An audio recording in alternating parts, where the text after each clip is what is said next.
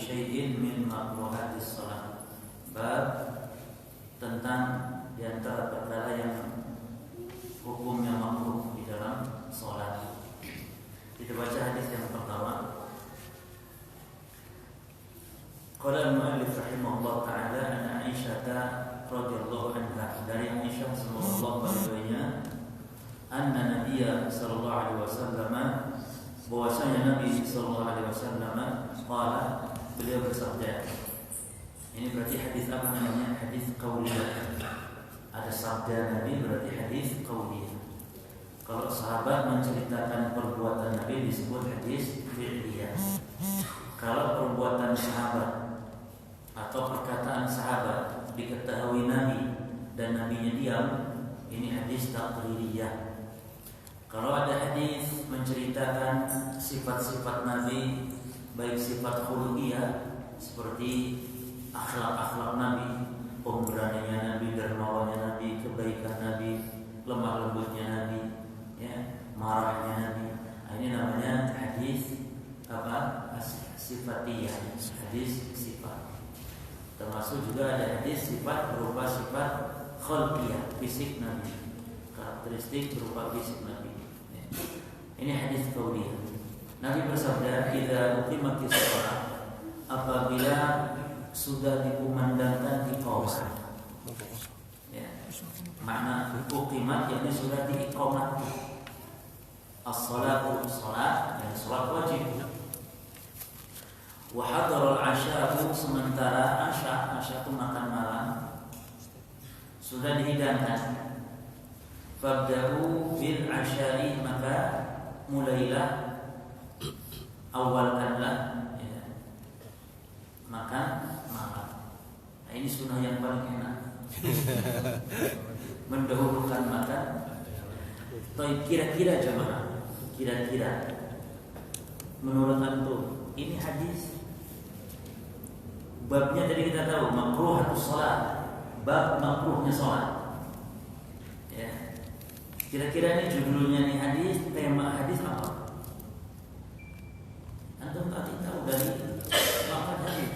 Jika salat sudah diiqamahkan, jika sudah dikumandangkan iqamatul salat, sementara makanan juga sudah kadung dihidangkan, maka dahulukan makan. Ini kira-kira apa nih babnya? Kalau antum kasih judul,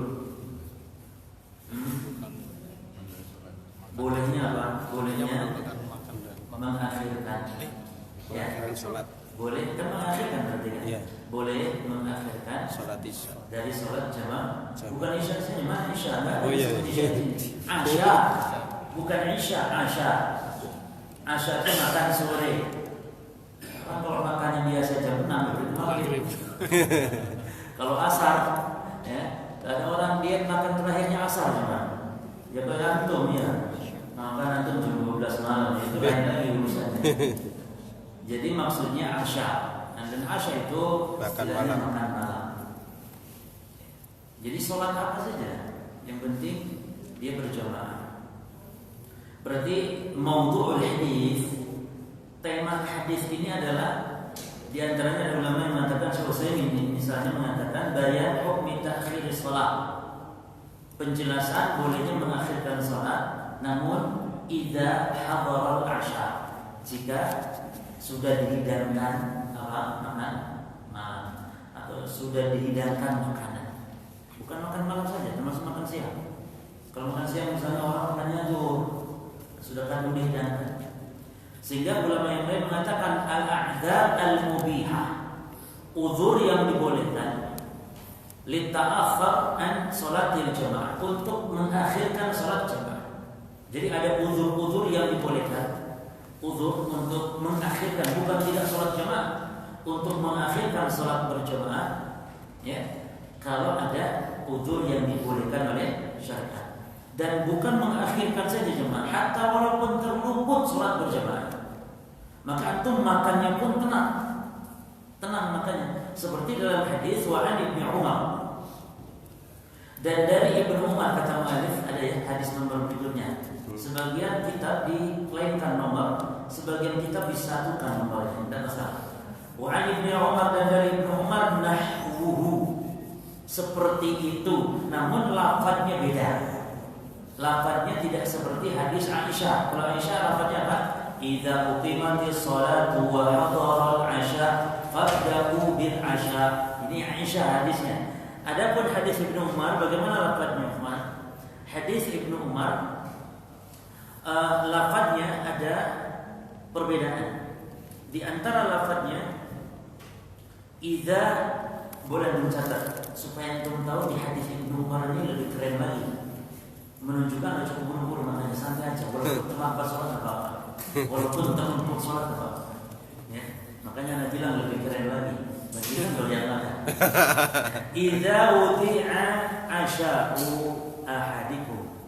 Jika makan malam kalian sudah dihidangkan, wa uqimatis sholatu, sementara sholat juga sudah diiqamahkan, maka fabda'u bil 'asya, dahulukanlah makan.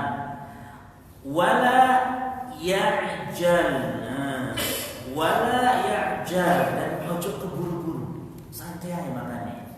Ojo celbok. Nanti juga bahaya penyakit. Wala ya'jal hatta yafrugha minhu, jangan keburu-buru sampai selesai makan. Walaupun sholat telat, wis tinggal apa. Baik ya. Namun ikhwan, ini semua ada syarat. Tidak enak sembarang itu ada syarat. Kita akan bahas. Baik, kita bahas hadis ini. Ambil faedah dari hadis ini. Hadis ini menunjukkan bahwa anna ta'am idza hudira wa qad uqimatis shalah fa innahu yabda bi ta'am. Hadis ini menunjukkan kalau makanan sudah dihidangkan jemaah. Ya. Lalu sholat sudah diiqamahkan, maka dahulukan apa? Makan. Dan Imam Nawawi mengatakan tentang masalah ini, fi hadzal ahadits, dan di dalam hadis-hadis ini terkait masalah anjuran mendahulukan makan walaupun terlambat sholat berjamaah.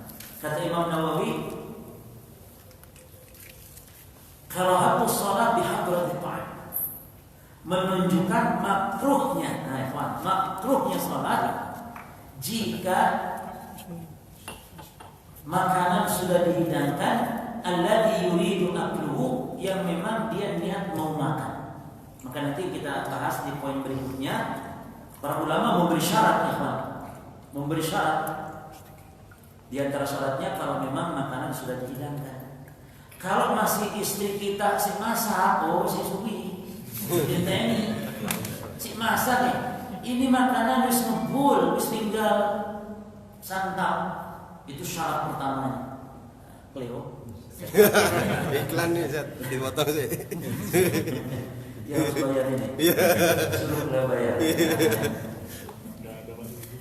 Nah, dan asyafillah Cleo. Kita tidak minum kecuali Cleo. Wah, tapi lah ya sudah mesti dah. Baik. Mana? Imam Nawawi mengatakan, ya, baik. Jika memang makanan itu yang memang betul-betul mau disantap, ya. Kenapa lima fi min dahab kamalil khusyuk? Karena ilatnya yang penting. Ilat itu sebabnya kenapa? Kenapa Nabi memerintahkan dahulukan makan? Ada sebab. Apa sebabnya? Hilang kesempurnaan khusyuk. Berarti antum kalau terlambat makan, mendahulukan sholat boleh, asal khusyuk antum memang terjaga. Jelas. Berarti syarat berikutnya kata ulama, kalau laparnya nemen, nek laparnya tidak nemen ojo, tetap berjamaah pentingkan. Jelas. Ini bagi yang laparnya nemen, sehingga apa? Sehingga khusyuknya lagi makan, cakap kangkung, pokok, ganggu, tidak khusyuk. Makanya para ulama memberikan nanti syarat kita bahas setelah ini. Kita dengar dulu kata Imam Nawawi. Wa hadza idza kana fil waqti sah. Bahkan kata Nawawi rahimahullah, ini kalau waktunya panjang. Jadi ini waktu salat itu panjang. Nah, fa in daqa shalla ala hasabi halihi muhafadzatan ala hurmatil waqti wa la yajuzu ta'khiru.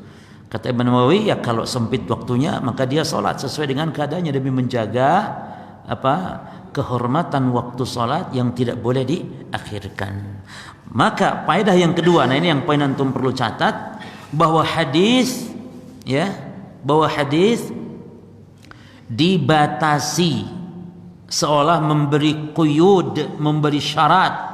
Syarat pertama ya ikhwan, an yakuna ta'am hadiran.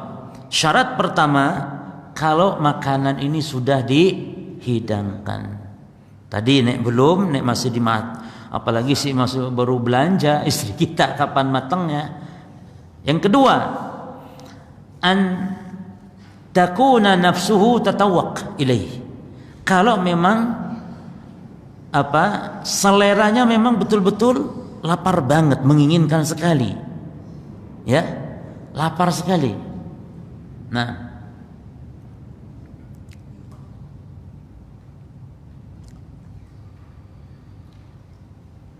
kemudian syarat yang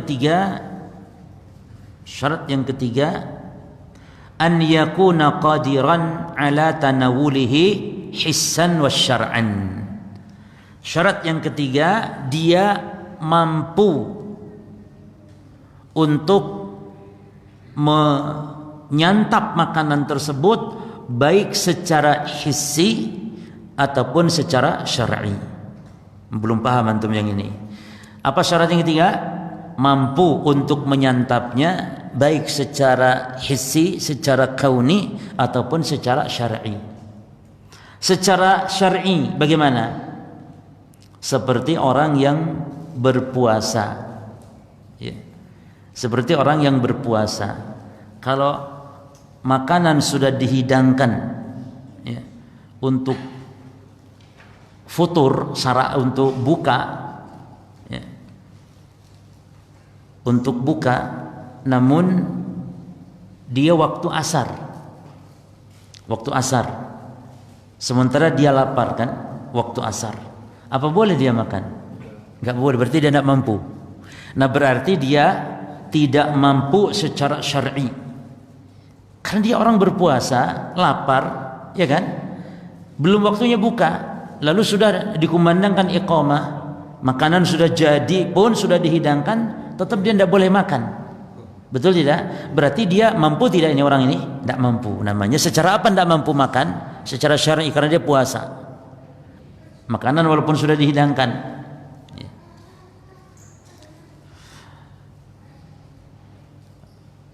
Nah,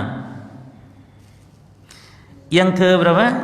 Yang hissi, bagaimana maksudnya yang kauni, yang hissi? Seperti misalnya makanan sangat panas dihidangkan dan dia tidak mampu untuk makan, maka kita katakan orang seperti ini sholat dulukan, karena makanan betul ada dihidangkan namun panas sekali, tidak mampu dia untuk makan saat itu. Sementara sholat sudah apa?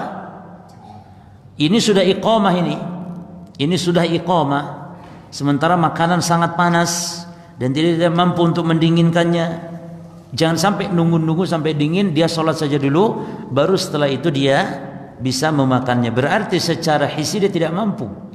Maka syarat yang ketiga, dia mampu untuk menyantap makanan tersebut baik secara syariat, yani bukan orang yang dilarang untuk makan, atau secara hissi dia juga mampu, bukan orang yang tidak mampu untuk makan. Berarti kalau syarat ini tidak terpenuhi,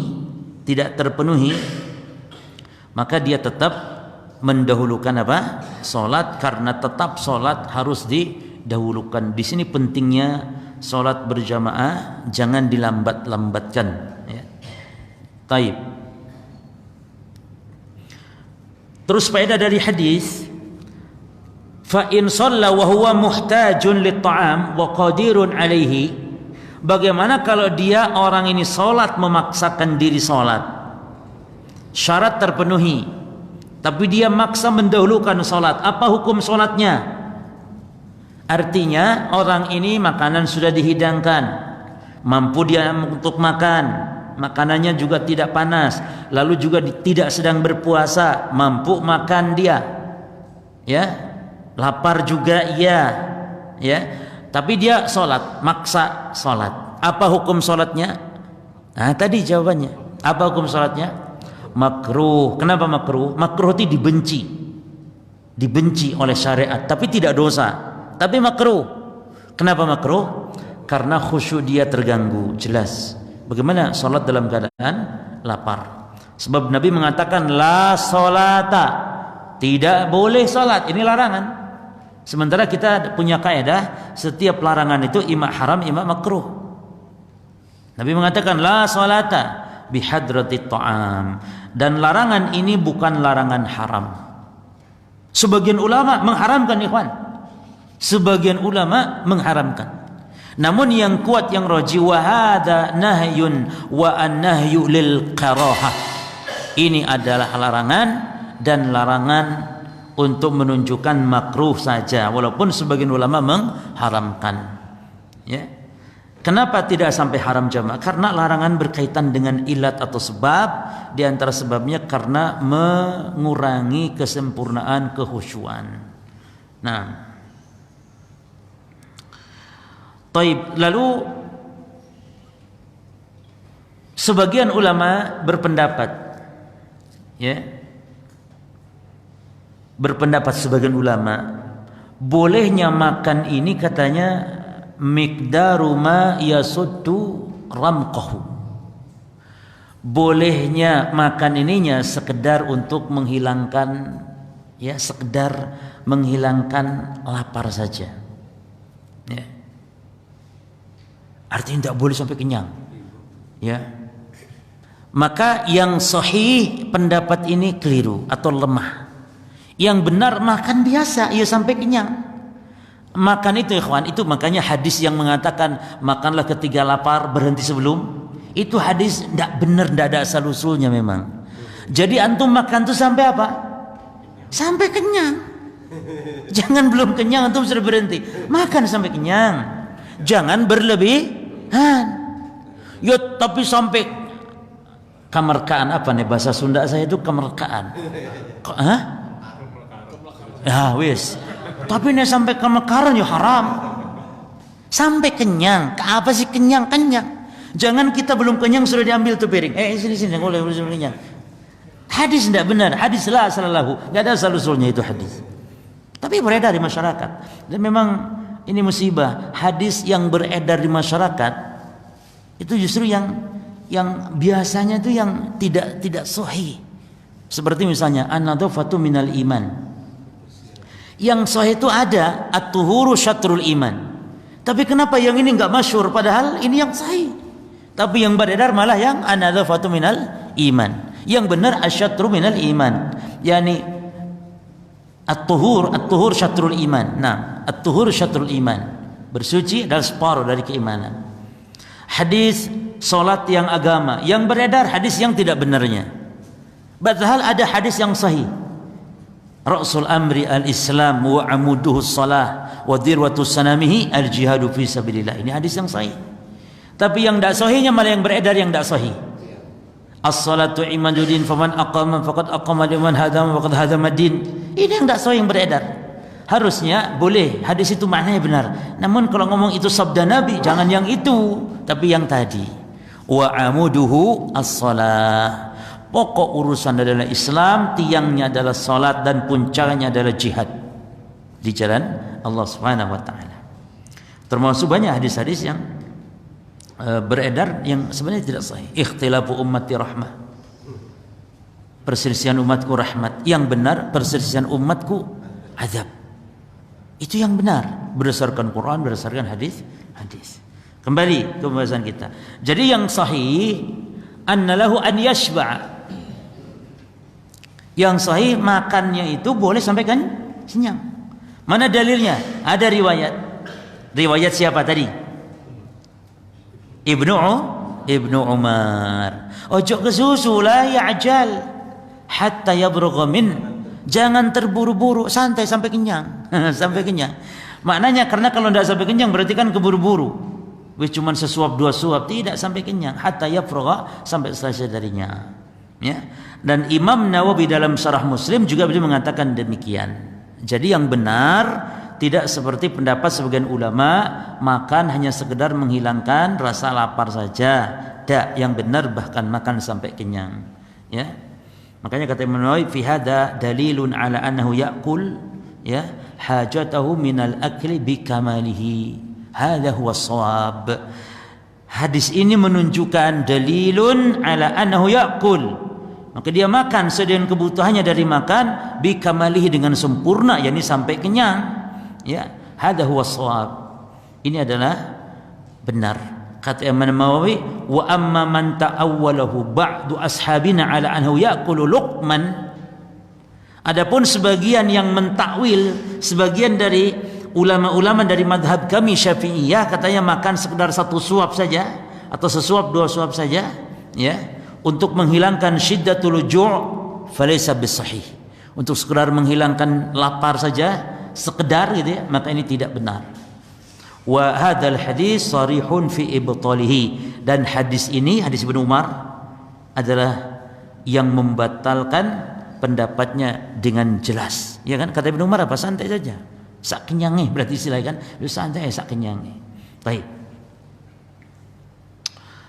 Kemudian hadis ini pun menunjukkan Yohan bin Al-Jakumullah sebagaimana kata Syekh Muhammad bin Shalih Al-Utsaimin rahimahullah taala, ahamiyatu huduril qalb, pentingnya menghadirkan hati fi shalah, di dalam salat, wa tafrighuhu wa tafrighihi minasyawaghil, dan mengosongkan hati kita dalam salat dari kesibukan, yakni fokus kepada ibadah, kepada salat. Sekian kaum muslimin salat itu sambil merencanakan rencana-rencana. Sedang salat dia rencanakan belanja, rencana bangun rumah. Ki opo enak eta? Ki tembok nek cat kuning kurang pas gitu aneh. Ghairil maghdubi alaihim waladdallin, tapi nek kuning gitu aneh norak. Wis waladdallin tuh apa artinya? Wis ndak kepikiran sama sekali jemaah. Apa mana Fatihah kan sudah dari kecil, Al-Fatihah lancar sekali. Sudah, makanya di antara hikmah kita ikhwan kalau baca bacaan dalam salat yang beraneka ragam, baca sekali-kali gantian. Jangan wajah tu wajah. Saking lihainya kadang-kadang wis ndak kepikiran ya maknanya karena saking lihainya. Coba sekali-kali Allahumma ba'id baini, resapi maknanya. Terkadang subhanakallahumma bihamdika wa tabarakasmuka wa ta'ala jadduka wa la ilaha ghairuka. Iftitah itu kan ada 3 macam. Ada iftitah yang pujian tok isinya, seperti tadi subhanakallahumma bihamdika wa tabarakasmuka wa ta'ala jadduka wa la ilaha ghairuka. Ini pujian tok, enggak ada doa. Ada iftitah murni doa, murni doa. Seperti Allahumma Allahumma ba'id baini wa bainat tayya. Itu murni doa. Ada iftitah yang menggabungkan pujian dan doa. Apa itu? Wajah tu. Jadi wajah tu keren sebenarnya. Ya. Tapi ojo itu terus wajah tu sampai. Dan celakanya lagi wajah tu dipotong, didiskon. Sampai wana minal muslimin. Terus sampai selesai panjang. Sampai wa atubu ilaika. Sampai wa atubu ilaika. Nah, lalu faedah lagi, tambahan dari faedah dari hadis ini apa? Ta'khiru shalah idza qudima lahu at-ta'amu li aklihi wa in fatatil jamaah. Ya. Boleh mengakhirkan salat kalau makanan sudah dihidangkan dengan syarat tadi, walaupun ya ikhwan fatatil jamaah, walaupun salat jamaahnya kita kehilangan, walaupun ketinggalan, walaupun terluput. Yani orang sudah beres sholatnya di masjid, kita sholat sendirian gara-gara makan. Demi Allah, nikmat yang paling indah ya ini. Ya. Orang masya Allah disuruh sholat duluan. Berarti Islam memperhatikan apa? Bukan memperhatikan makan. Islam memperhatikan apa? Kemaslahatan. Allahumma shalli ala Muhammad. Perhatikan kemaslahatan. Faedah berikutnya apa ikhwan fillah jazakumullah? Nah, suhulatu syariatil islamiyah. Apa? Kemudahan-kemudahan di dalam syariat kita, agama Islam yang melihat maslahat dan mudarat. Dilihat. Karena mendahulukan salat kalau mudarat, jangan. Mudaratnya apa? Salat tidak khusyuk. Sementara khusyuk adalah sangat penting. Kita tambahkan wali muslimin an Aisyah, dan di dalam riwayat Muslim dari Aisyah radhiyallahu anha qalat, beliau berkata, sami'tu Rasulullah sallallahu alaihi wasallam yaqulu, aku mendengar Rasulullah sallallahu alaihi wasallam beliau bersabda, La salata bihadrati ta'am. Tidak boleh salat, ya.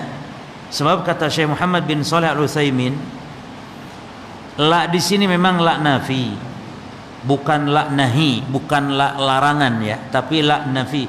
Maknanya tidak ada salat, bisa tidak sempurna, bisa tidak sah, bisa tidak ada. Itu la nafi itu faedahnya 3. Satu dari 3 faedahnya. Menafikan keberadaan, yang kedua menafikan keabsahan, yang ketiga menafikan kesempurnaan. Namun dalam la di sini kata Syekh Muhammad bin Shalih Al-Utsaimin rahimahullah, ini la nafi tapi dia mengandung yatadammanu an-nahya, mengandung larangan, sehingga maknanya la yusolli al-insanu, yakni tidak boleh seseorang itu salat.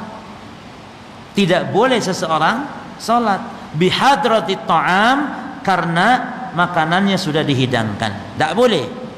Wala huwa yudafiuhu, dan tidak boleh pula dia salat yudafiuhul akhbasan. Yudafiuhu itu menahan, ya, menahan, didesak atau menahan. Menahan apa? Al akhbasani, 2 hal yang jelek. Maknanya buang air besar dan buang air kecil. Maka kalau ada orang salat menahan buang air besar, menahan buang air kecil, salatnya sah tidak? Salatnya sah? Naam, salatnya sah. Tapi dia makruh, dibenci, ya. Nah, faedah hadis ini pun sama dengan hadis sebelumnya, berkaitan tentang apa? Hadis ini menjelaskan hukum salat ketika makanan dihidangkan dan ketika apa? Mudafa'atil akhbasain, ketika menahan buang air atau buang air besar, buang air kecil. Taib. Di sini hanya dibahas buang air besar, buang air kecil. Kalau menahan, mohon maaf, buang angin gimana cuma? Kalau menahan buang angin gimana? Perut sampai gerubuk gitu, sehingga di akhirnya konsentrasi buyar. Sama ndak hukumnya? Sama, karena yang dimaksud di sini ilatnya, sebabnya kenapa dilarang, yaitu dalam rangka apa? Dalam rangka supaya kita sholat tidak terganggu kekhusyuan kita. Nah, jadi al khusyu fi shalah ini perkara yang penting di dalam Islam.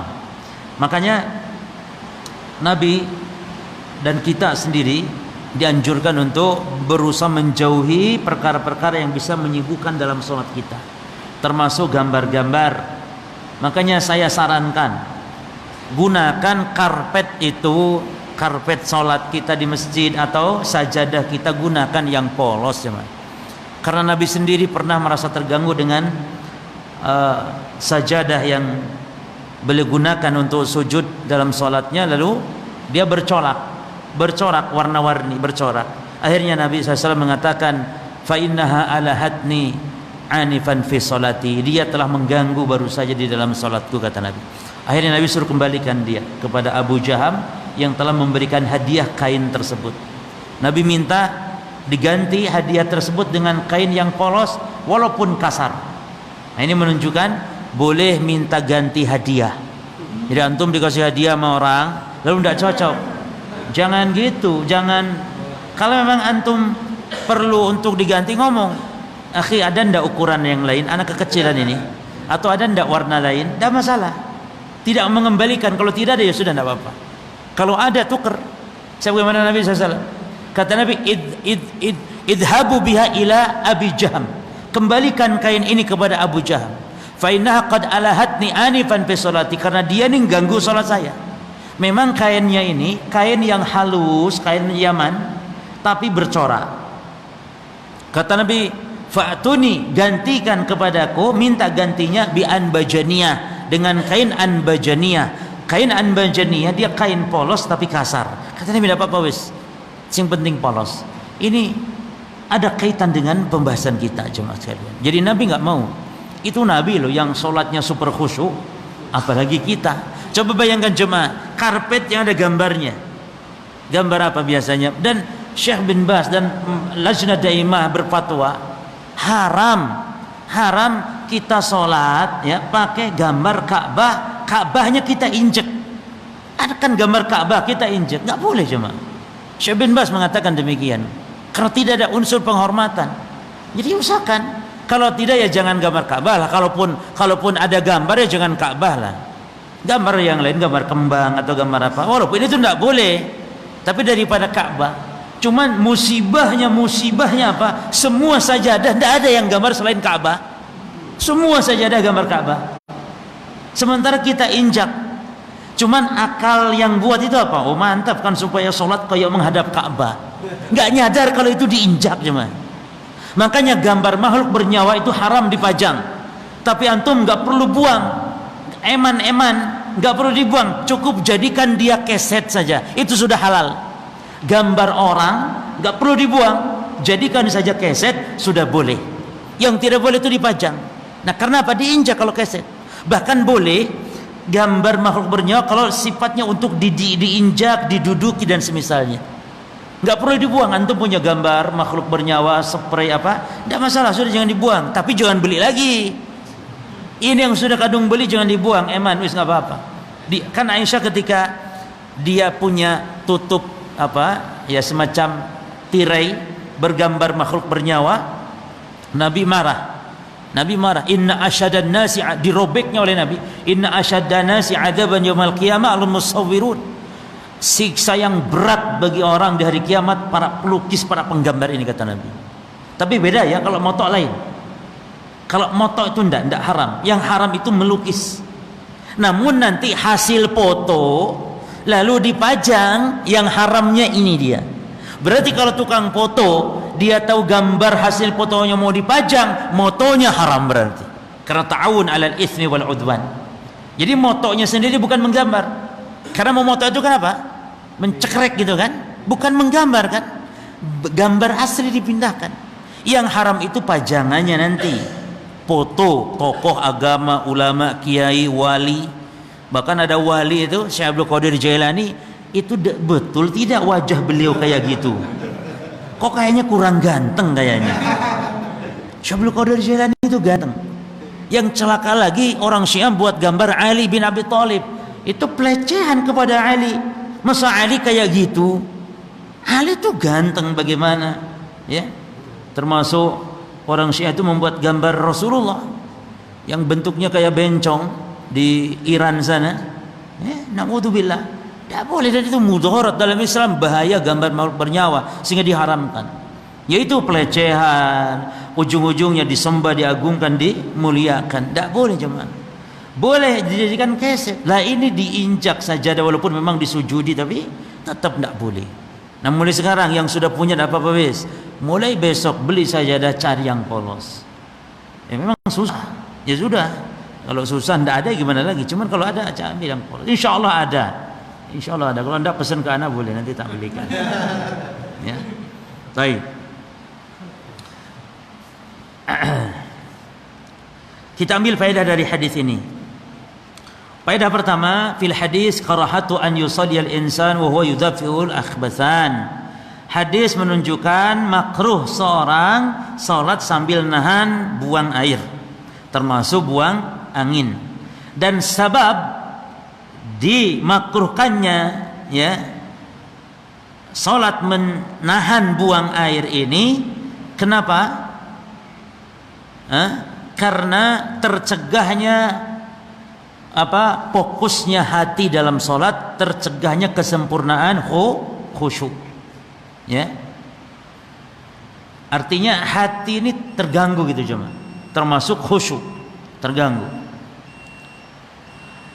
Lau shalla al-insan wa huwa yudafi'ul akhbathan, seandainya orang salat sambil nahan buang air, fa salatuhu makruhatun 'inda aktsaril ulama, maka salatnya makruh menurut mayoritas para ulama. Sebagian ulama salatnya batal.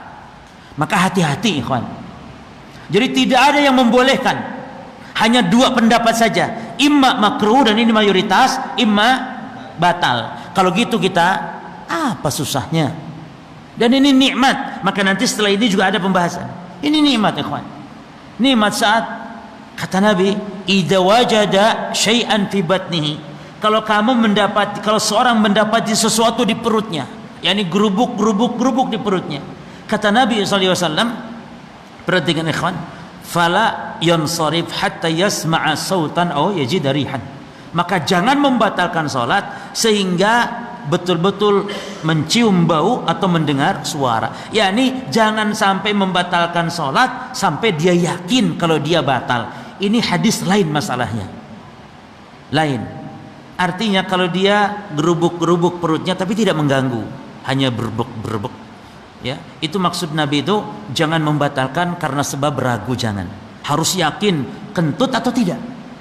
Lain masalahnya kalau perutnya bermasalah dan nyelekit, berarti itu pengen buang air, maka keluar. Batalkan salat, keluar. Jangan menahan. Walaupun terluput salat berjamaah. Tapi jangan alhamdulillah. Jadi senang kalau perutnya masalah itu senang supaya sholat jamaahnya. Lah ya. Seperti tadi, kalau ada orang tiap hari selalu makanannya dihidangkan pada saat qomat, ini orang berarti sengaja. Masa makanan dihidangkan tiap qomat? Ya enggak benar ini masalahnya berarti. Baik, fardhu adzan dulu, kita lanjut setelah adzan.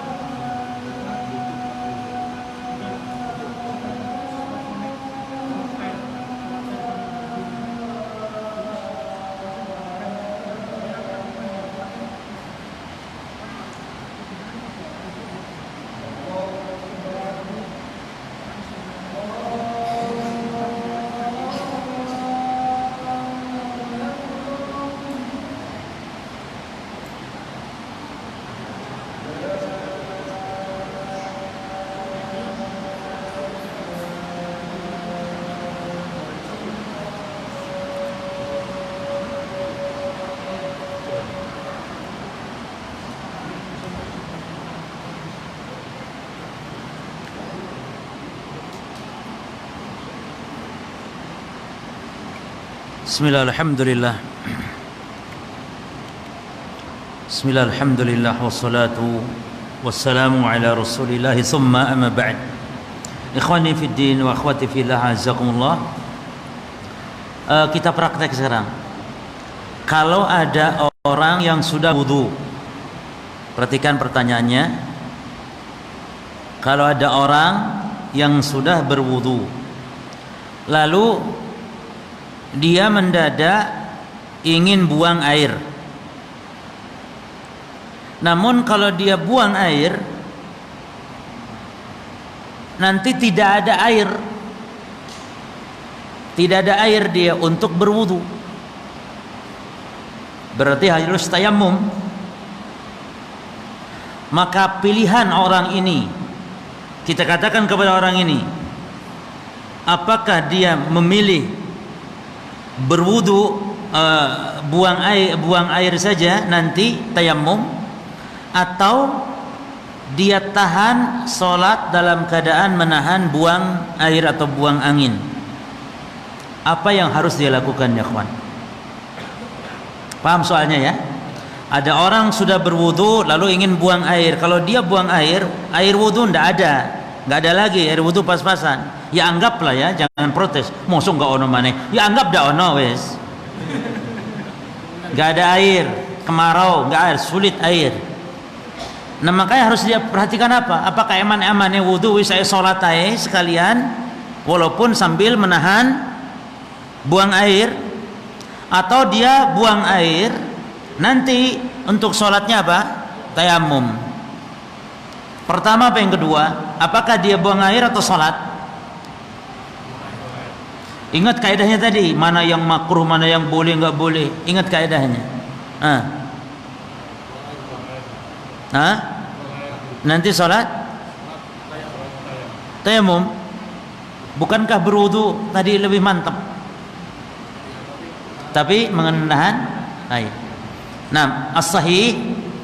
Cuman kalau ditanyakan apa sebabnya, antum bisa jawab. Kenapa sebabnya?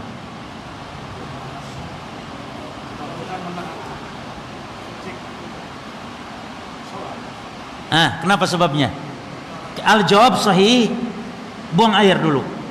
Enggak masalah tayammum. Kenapa kita dahulukan buang air ini, bukannya sholat aja? Karena sholat kan afdal dengan berwudu daripada tayammum misalnya. Kenapa?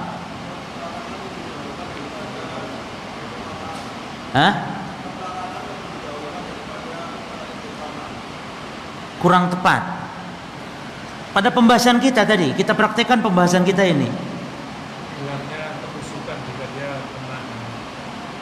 Ya, bahasanya tapi lain. Jadi benar. Karena sholat sambil nahan buang air, apa hukumnya? Bahkan ada ulama yang sementara sholat pakai tayammum sepakat apa? Boleh. Boleh. Maka mencegah yang makruh kita wajib dahulukan.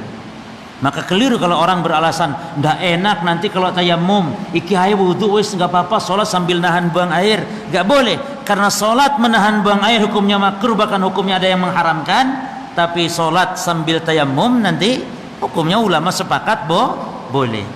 Yang kedua, masalah yang kedua, seseorang menahan buang hajat dan dia khawatir ketinggalan sholat berjamaah, ya. Apakah mana yang harus dia dahulukan? Kalau dia buang hajat, sholat jamaah ketinggalan. Kalau dia sholat menahan buang hajat, mana yang harus dia dahulukan? Buang hajat dahulukan, dan biarpun terlambat sholat berjamaah. Ingin buang hajat namun tidak terlalu nemen. Tidak terlalu nemen ya, masih bisa dia tahan dan tidak masalah. Rodok kepengen, bingung antum.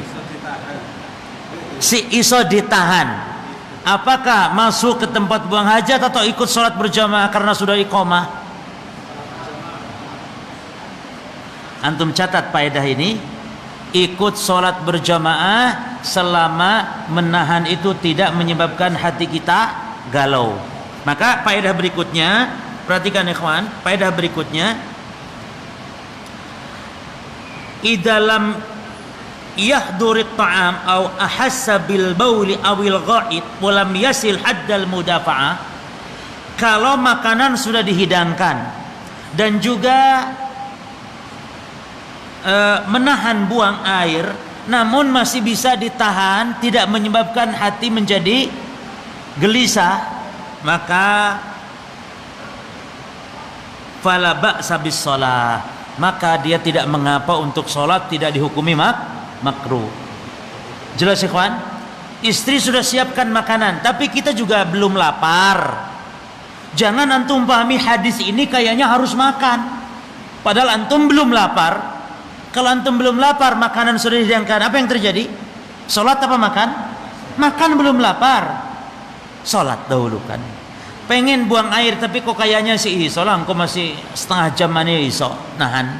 Nek setengah jam masih bisa nahan, sementara sholat jamaah paling berapa menit, maka tetap dahulukan sholat berjamaah. Pembahasan terakhir, makruhatus sholah, perkara-perkara yang makruh di dalam sholat. Yang pertama al-iltifat. Al-iltifat, yakni sedang sholat menoleh ke kiri ke kanan. Ini tidak batal cuma.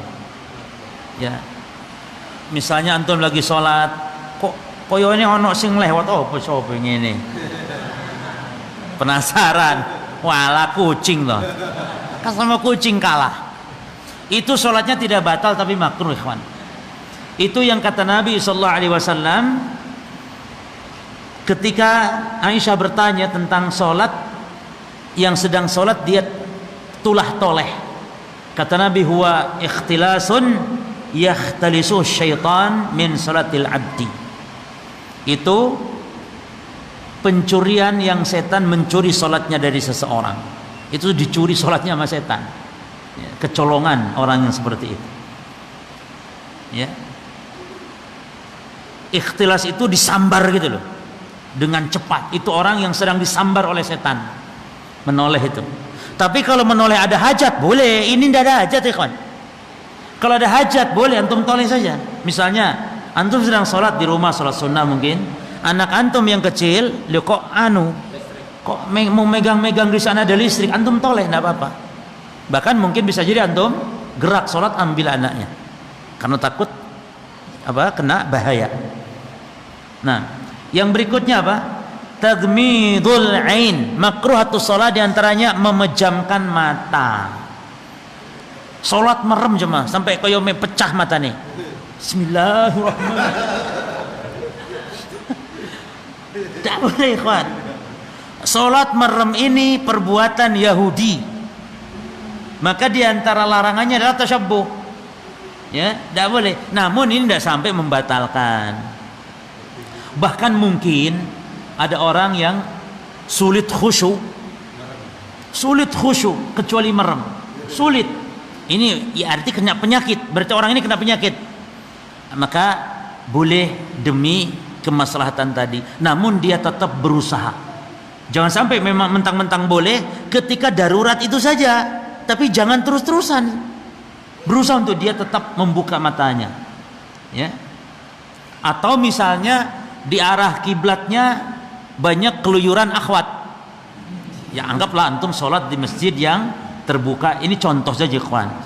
Walaupun Ustaz moso sih ada sholat akhwat berkeliaran. Lu bisa jadi kawan. Masjidnya masjid umum di tempat kaca terbuka. Antum gini, akhwat rek. Nah saat itu boleh ndak merem? Boleh. Apalagi akhwat zaman sekarang sekwilda. Sekitar wilayah dada ketok musibah. Oh iya.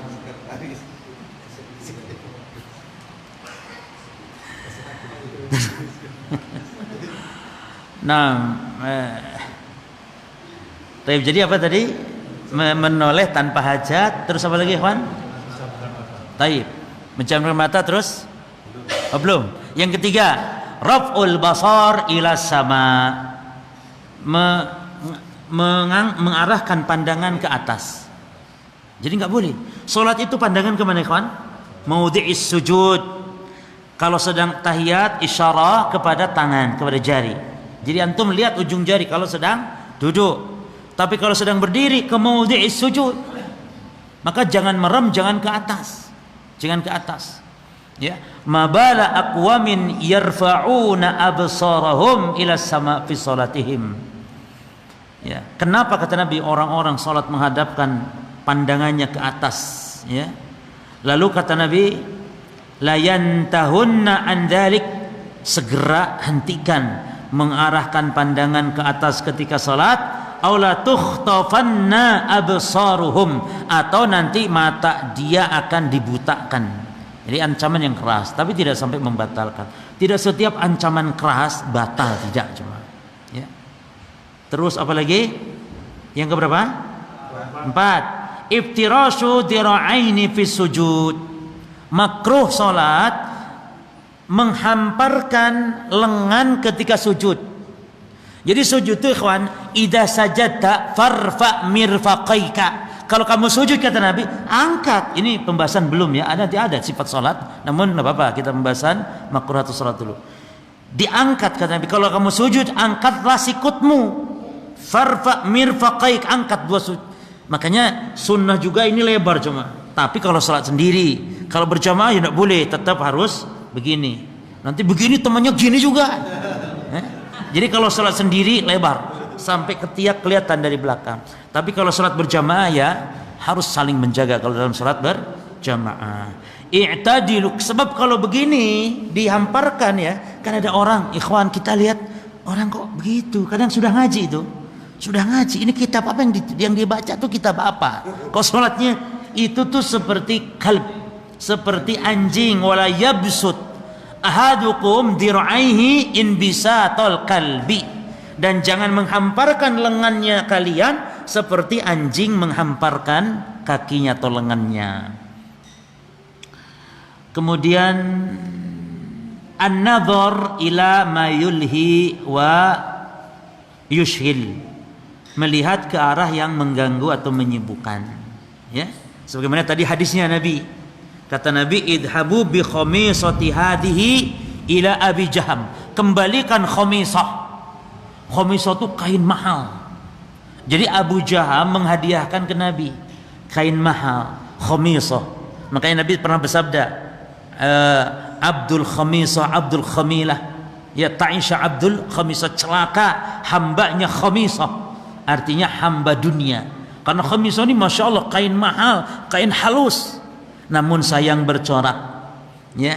Lalu kata Nabi, wa'tuni bi anbajaniyah, minta gantinya anbajaniyah, ya, ke Abu Jaham, fa innaha alahatni anifan fi salati, karena kain khamisah tadi mengganggu saya barusan. Subhanallah. Bagaimana Nabi kalau lihat sajadah-sajadah zaman sekarang, beliau mungkin akan geleng kepala. Kok bisa orang sholat rame jemaah? Bahkan subhanallah ada sajadah ya macam-macam masjid, ada yang gambarnya. Mungkin ada orang sedang lihat ke arah bawah, dia, ini kok kuning saja, ini kurang pas ini. Harusnya bulat tadi kok ngono. Masuk masjid ngono enggak benar sih, enggak. Oh, mereka opo? Oh ala Cino. Oh nah akhirnya sedang sholat itu terganggu akhirnya. Ya. Bahkan sekarang ada sajadah gambar anjing bulldog. Kalau kita lihat kayak seperti itu hati-hati. Nah, terus apa lagi?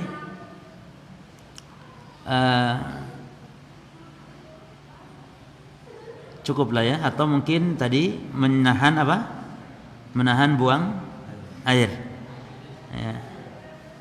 Berikutnya makruhatus salat bisaqul musalli amamahu au an yaminhi fis salat. Makruhatus salat diantaranya orang sedang salat meludah ke arah kiblat atau ke sebelah kanan. Jadi ikhwan, meludah itu boleh ke arah kiri, meludah.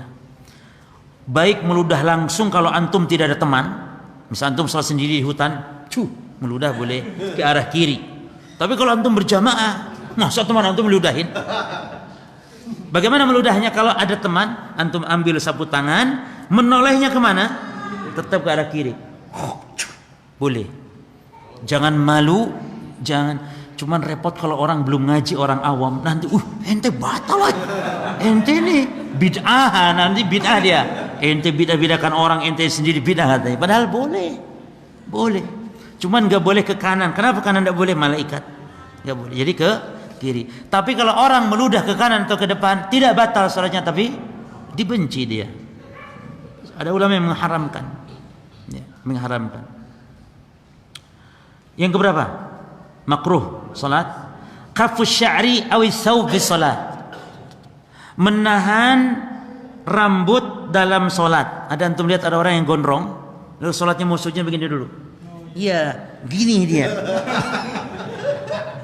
Akhirnya dia dikuncrit seperti Gajah Mada. Kuncrit begini. Ya akhi, boleh kalau sholat kehalangin, ya, karena itu termasuk dahi juga gitu. Tidak harus dahi, jadi ini diangkat, tidak termasuk peci, tidak masalah. Peci nggak usah. Termasuk baju. Antum gamis kayak model-model gamis itu, lutut misalnya takut kehalangin, jangan. Ya, tidak masalah. Tidak harus menyingkap baju, tidak harus menyingkap rambut. Ya, kata Nabi, umirtu an asjuda ala sabati azum. Aku diperintah Allah untuk sujud di atas 7 anggota. Apa 7 anggota sujud? Nabi mengatakan al-jabhah wa asyara ala anfihi.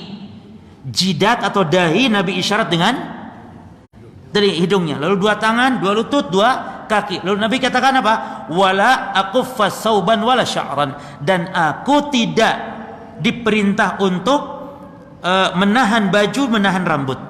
Tidak apa-apa. Padahal disebutkan dahi. Tidak perlu diangkat, sudah tidak apa-apa. Menghalangi tidak apa-apa. Jadi tidak sampai begini. Ya. Bahkan itu membuat gerakan sholat baru. Ya. Terus makruh sholat itu taghsyatul fam fis shalah, menutup mulut. Sholat pakai masker nggak boleh. Ya. Termasuk para akhwat nggak boleh sholat tertutup wajah. Dan ini akhwat ini kadang subhanallah, akhwat kalau kajian di tempat kajian, kalau sudah kumpul di tempat akhwat, jangan cadar itu dipakai terus, buka cadarnya. Kenalan dengan akhwat-akhwat yang lain. Mungkin banyak juga yang baru ngaji ndak pakai cadar. Ini ndak, di tempat akhwat cadar tutup. Dan juga bisa kemungkinan ada laki-laki nyasar ke sana pakai cadar. Jadi kalau penyusup masuk kita tahu, buka semua. Bisa jadi pas dibuka lo kumisan, keluarkan, lapor sama panitia. Itu akibat kalau cadar tidak dibuka. Buka ya kawan, dan supaya tidak terkesan apa eksklusif. Kasihan orang yang baru ngaji akhwat pengen. Dan jangan gerombol, nggak boleh gerombol, nggak boleh bergerombol kayak ini yang akhwat sebelah sini, yang ini ndak. Gabung, membaur. Jangan gerombol di pojok sana. Jadi akhwat yang baru ngaji bingung, sopo pojokan itu opo alirannya, disangka aliran baru. Nggak boleh. Dibuka cadar kalau sesama akhwat, boleh. Bahkan sesama akhwat tuh boleh saling lihat dada, boleh saling lihat, boleh saling lihat perhiasannya. Masih apa mbak? Lihat mbak, oh beli di mana? Apa lihat, tanya-tanya, ya sambil bagi-bagi apa? Bagi-bagi pengalaman cara pakai lipstik yang baik bagaimana? Dilihatin, tidak masalah. Jangan ngumpet juga di akhwat padahal. Nanti kalau mau keluar baru yang rapi, cadar tutup semua, ya. Taib. Jadi perhatikan nih akhwat ini. 1, buka cadar, yang kedua nggak boleh gerombol kalau ngaji.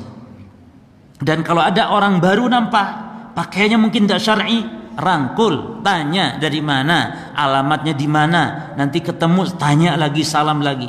Dan harus kenalan nama. Ini kita ndak kenal. Sudah tiap hari ketemu ngaji, ketemu di pasar, sopo ya gitu.